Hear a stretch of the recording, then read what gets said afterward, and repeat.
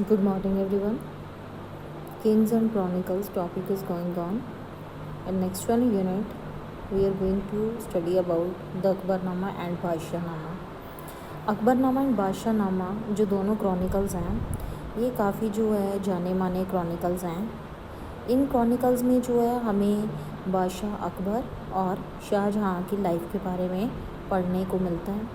Near about 150 pages का जो ये पूरा जो क्रॉनिकल्स हैं, जिसमें दोनों जो किंग्स हैं, दोनों एम्परर्स के बारे में, उनकी लड़ाइयाँ, उनकी हथियाना, उनकी जो है हंटिंग के बारे में, बिल्डिंग कंस्ट्रक्शंस के बारे में, कोर्ट सीन्स के बारे में, इन क्रॉनिकल्स में बहुत सारी पिक्चर्स मिलती हैं. जो पिक्चर्स जो हैं ये उनकी सारे इवेंट्स को शो करती हैं. जो ऑथर ऑफ अकबरनामा है वो अबुल फ़ज़ल थे. अबुल फ़ज़ल जो हैं वो मुग़ल कैपिटल ऑफ आगरा में जो है वो ग्रू अप हुए, उनका पालन पोषण हुआ. उनको अरबिक, पर्शियन, ग्रीक फ़िलासफ़ी और सूफ़िज़म का काफ़ी ज्ञान था. जो अबुल फ़ज़ल थे वो काफ़ी एक इंटेलिजेंट पर्सन थे, एक अच्छे डिबेटर थे, इंडिपेंडेंट थे, और वो हमेशा अपोस्ट करते थे उलेमास को. और जितने भी मुस्लिम रेस्ट्रिक्शन से जजिया और जितने भी उलेमास वगैरह थे उसको अपोज करते थे, जिस कारण अकबर उनको अपनी टॉलरेंस रिलीजियस पॉलिसी के कारण काफ़ी पसंद करता था. और अबुल फ़ज़ल की एक बड़ी अच्छी जो है जगह बन गई, एक स्टेटस बन गया अकबर के दरबार में, क्योंकि वो उस टाइम जो रिलीजियस ऑर्थोडॉक्सी थी, कट्टरवाद था, वो बहुत ज़्यादा था. अबुल फ़ज़ल ने अपनी पेंटिंग के ज़रिए और अपने क्रॉनिकल्स लिखे हुए जो लिखतों के ज़रिए जो है इन सारी चीज़ों को जो है पेश किया. बिगनिंग ऑफ द 1589 में जो है अबुल फ़ज़ल ने जो है अकबरनामा के ऊपर पहले 13 सालों में काम करना शुरू कर दिया. और इसमें बहुत सारे जो हैं इसको रिवाइज़ किया गया, ड्राफ्ट को दोबारा इसमें चेंजेस की गई अकॉर्डिंग टू टाइम पीरियड. ये क्रॉनिकल्स जो थे इसमें बहुत सारे सोर्सेज थे जो कि एक्चुअल रिकॉर्ड जो है उस वक्त के टाइम पीरियड का देते थे. अकबरनामा को जो है वो 3 भागों में जो डिवाइड किया गया, जिसमें फ़र्स्ट 2 जो वॉल्यूम्स हैं वो क्रॉनिकल्स हैं अकबरनामा में, और थर्ड बुक जो है वो आईने अकबरी है. जो फर्स्ट वॉल्यूम है उसमें जो है वो सारा अकबर के 30 ईयर्स की लाइफ के बारे में बताते हैं. और इस तरह जो है जो सेकंड वॉल्यूम है वो 46 ईयर तक जो है अकबर की जो है लाइफ के बारे में बताता है, उसकी ज़िंदगी के अंत तक. जो थर्ड वॉल्यूम था अभी वो लिखना पेंडिंग था, लेकिन अकबर के जो है अकबर के जो प्रिंस था सलीम, तो उसने जो है बड़ी चालाकी से जो है और धोखाधड़ी से जो है अबुल फ़ज़ल की जो है वीर सिंह जो बंडेला से जो है उसकी डेथ करवा दी, उसका मर्डर करवा दिया.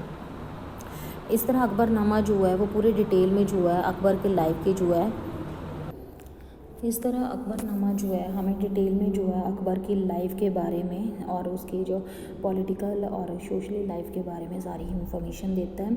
इसके अलावा अकबर के पूरे एम्पायर का जोग्राफिकल, सोशल, एडमिनिस्ट्रेशन, कल्चर और सारा जो है इसको क्रॉनोलॉजिकल वे से जो है लिखित रूप में लिखा गया. इसके अलावा जो है आईने अकबरी जो है मुग़ल एम्पायर के द्वारा जो है प्रेजेंट किया गया, जिसमें हिंदूज़, जैनिज़, बुद्धिस्ट और मुस्लिम्स जो थे एक जो है सांझा मांझा जो कल्चर था उसको जो है वो फॉलो करते थे.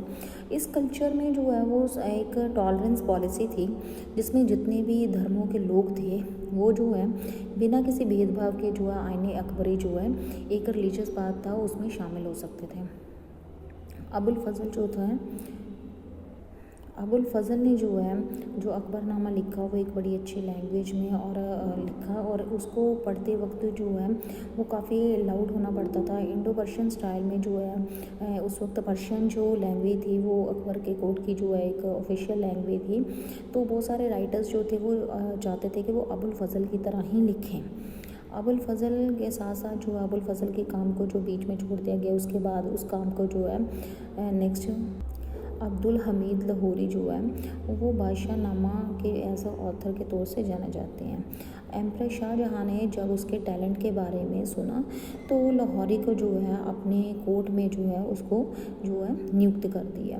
बादशाहनामा जो है एक ऑफिशियली हिस्ट्री है जिसमें बहुत सारे जो है काफ़ी साल लगे. लाहौरी ने जो है फर्स्ट और सेकंड जो है वॉल्यूम्स लिखे, और पहले 20 सालों में एम्परर शाहजहाँ में.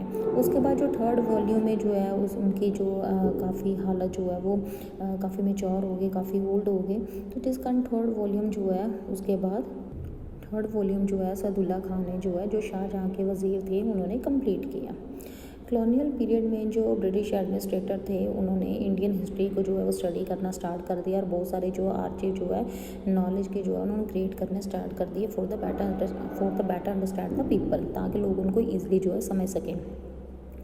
जिस कारण जो एशियाटिक सोसाइटी ऑफ बंगाल जो थे, जिसके जो सर विलियम जोन्स थे 1784 में, तो उन्होंने जितने भी पुराने क्रॉनोलॉजिकल्स थे, जितने भी पुराने ग्रंथ थे, उसकी एडिटिंग, प्रिंटिंग और ट्रांसलेशन का जो है, जितने भी इंडियन मैन्युस्क्रिप्ट थे उनको जो है उनका जितनी भी चीज़ें थी उसका काम का जो है उनको नियुक्त कर दिया। जो एडिटिंग वर्जन थे अकबरनामा और बादशाहनामा के, ये फर्स्ट पब्लिश हुए by the Asiatic Society in the 19th century. Early 20th century में जो अकबरनामा को ट्रांसलेट किया गया इंग्लिश में बाय द हेनरी बैकरिज और by the after the years of hard labour, काफ़ी जो है जदोजहद के बाद।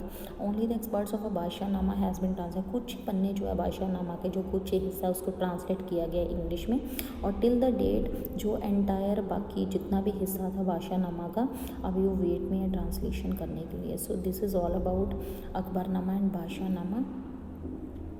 May be you all have understood. Thank you.